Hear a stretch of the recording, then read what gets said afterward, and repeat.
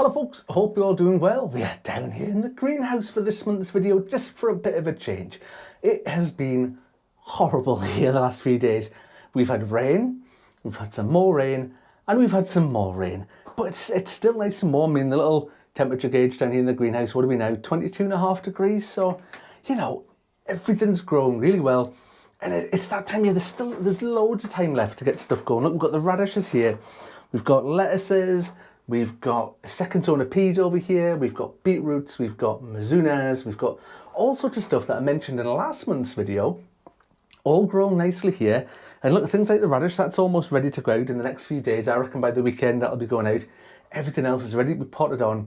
So there's still loads and loads and loads of time to grow stuff and get stuff on the go this year. And again, now that we're in August, we're starting to think about what we can grow in the autumn and through the winter and into next year. So speaking of which, let me pick up my first batch of seeds here.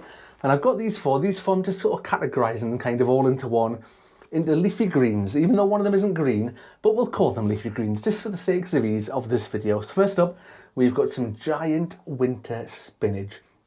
You don't have to have giant winter spinach. Most varieties of spinach will do well this year. Like I say, we're overcast, we're a bit dull. Spinach, if it gets too hot, too sunny, is prone to balding. So the conditions we've got now at this time of year, perfect for getting some spinach on the go. Next up, we have got mustard. This is the one that's a little bit red. You can't really call that green, but this is one that's called Oriental Ruby. And again, much like the spinach, perfect time of year for getting this on the go so it doesn't bald. And the mustard's quite hardy, so that'll see you going for a good few months into the autumn, into the winter. It'll just keep going and going.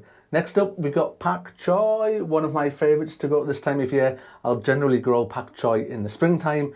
And as we get towards the end of summer, not that we've had much of a summer so far this year, do I keep mentioning that? But pak choi on the go goes really well. It's brilliant. I love freshly grown pak choi in a stir fry. Absolutely magic.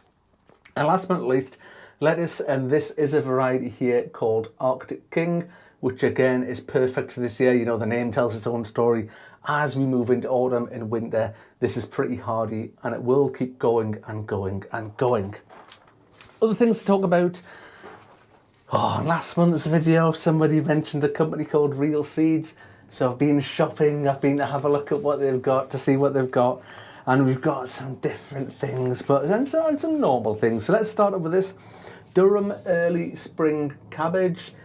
Probably about at the end of when you want to get spring cabbage sown. Nothing to lose, get it on the go, get it grown, it'll catch up in no time-ish, hopefully. Next up is another variety of lettuce. This one is red-tipped iceberg. We've had some great success with iceberg lettuces this year. Am I pushing my luck with them at this time of year? Probably a little bit, but you know what? Even if they grow just quite small, we'll harvest them and they get used. And the other ones there, the Arctic Kings, they'll just keep going on into the summer here. And something, into the winter even, not the summer, into the winter.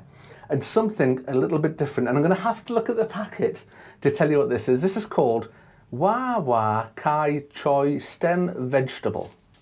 There you go. So first time trying that, and apparently you can use the stem and the leaves, again, use them in stir fries and salads and stuff like that. And you know what, isn't this one of the brilliant things about having an allotment or a garden or a space where you can grow your own stuff, is you can grow this kind of thing that you would just never ever see down your local Tesco's. So next up, spring onions. I've been growing a lot of spring onions this year, and you'll have heard me waxing lyrical about a variety called Katana, which was a new one I found this year. And it's gone absolutely smashing. But now we are onto a different one. This is White Lisbon. And the reason we're doing White Lisbon now is because it's much more hardy than the other varieties. So White Lisbon is a great one to sow this month. Again, as we're moving into autumn, into winter, into that colder weather, the White Lisbon will keep going and going and going. Kohlrabi, my favourite variety here, which is the Cossack. It's a green variety, and I've mentioned this one before. If you leave kohlrabi too long and it gets too big, it gets all woody and it's a horrible sort of texture when you eat it. It looks great, it's nice and big, it's fab, but it's horrible to eat.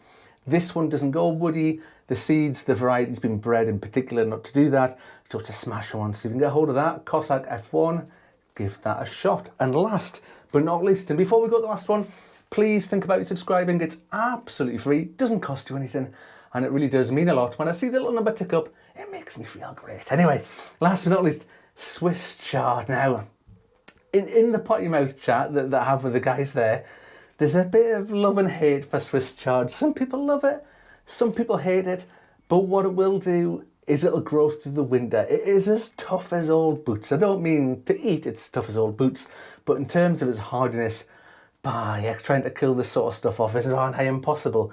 It is a great one. Get it on the go. Get it going during the winter, whether it's the sort of the white coloured one like this, or you get the rainbow one or the rhubarb one, some fantastic sort of colours about them. It's really hardy and it'll give you a nice supply of fresh veg throughout the winter that again you can chuck in stews, you can chuck in soups, you can chuck in salads, whatever you fancy, it'll do the job. Anyway, that's me just about done for this video. I've got loads of stuff coming up. I've been a little bit behind. I was away for the weekend there, so I'm playing catch up and everything. Everything's in water, there's loads of harvesting to do, and I'm starting to just get a bit of an inkling for some of those projects that are going to be getting done over the winter when things are a bit quieter. We'll get some stuff done. Anyway, that's me done for today. Thank you very much for watching, folks, and hopefully we'll see you on the next one. Bye for now.